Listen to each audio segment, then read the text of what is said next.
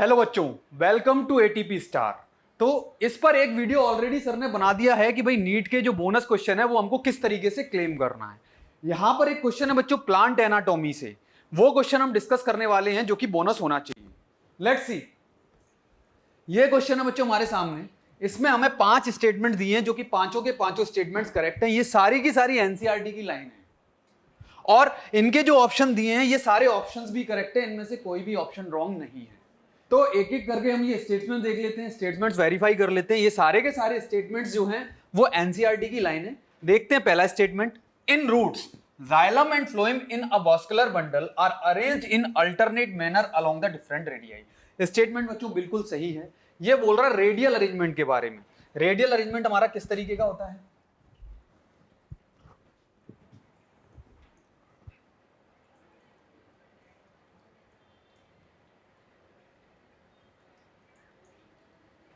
Radial arrangement अगर हम देखें तो इस तरीके का कुछ रेडियल अरेंजमेंट होता है हमारा, जिसमें फ्लोएम और जाइलम अलग अलग रेडियस पर होते हैं। जैसे सपोज दिस इज फ्लोएम,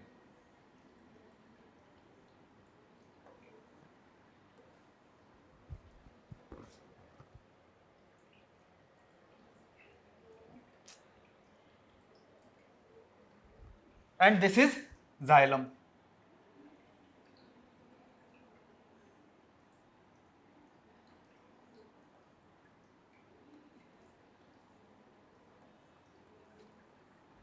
ये रेडियल अरेंजमेंट है।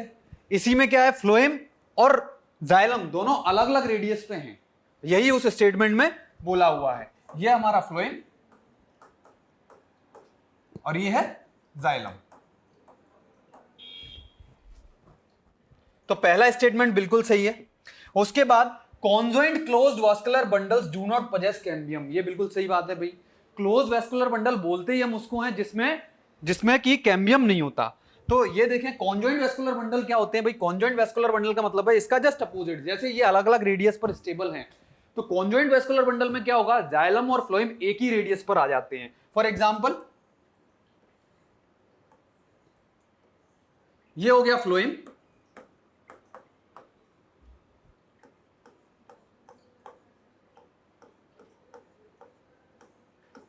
और ये हो गया जाइलम।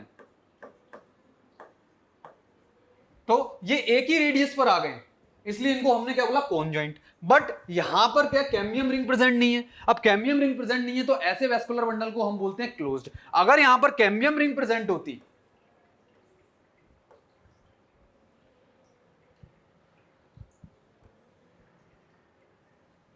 कुछ इस तरह से,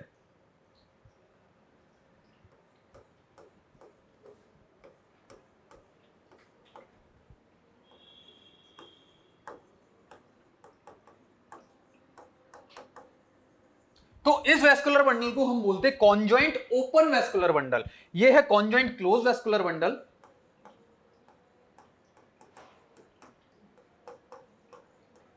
और ये है कॉन्जॉइंट ओपन।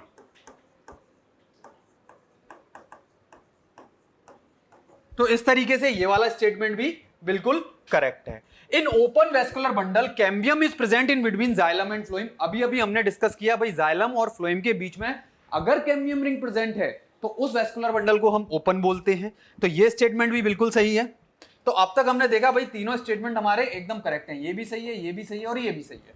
फोर्थ स्टेटमेंट देखते हैं, the vascular bundle of dicotyledonous stem possess endarch protoxylem. इसका मतलब क्या है? एंडार्क प्रोटोजाइलम का मतलब क्या है? जो जाइलम पहले डेवलप होता है, प्राइमरी जाइलम जो डेवलप होता है वो पित्त की तरफ है, वो सेंटर की तरफ है। ऐसी कंडीशन को हम बोलते हैं एंडार्क कंडीशन। मेटाजाइलम पेरिफेरी की तरफ है और प्राइमरी जाइलम जो है, प्रोटोजाइलम जो है वो किस तरफ है, वो पित्त की तरफ है। तो ऐसी कंडीशन को हम क्या बोलते हैं भाई, एंडार्क कंडीशन बोलते हैं। तो इसलिए ये स्टेटमेंट भी सही है, एनसीईआरटी का स्टेटमेंट है, बिल्कुल एनसीईआरटी की लाइन है। लास्ट ऑप्शन देखें हम, in monocotyledonous root usually there are more than 6 xylem bundles present.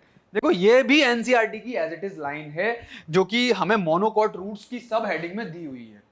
Dicots में fewer vascular bundles, fewer xylem bundles present होते हैं। इनमें 6 जाइलम बंडल प्रेजेंट होते हैं। इस कंडीशन को हम पॉलीआर्क कंडीशन भी बोलते हैं, पॉलीआर्क कंडीशन भी बोलते हैं।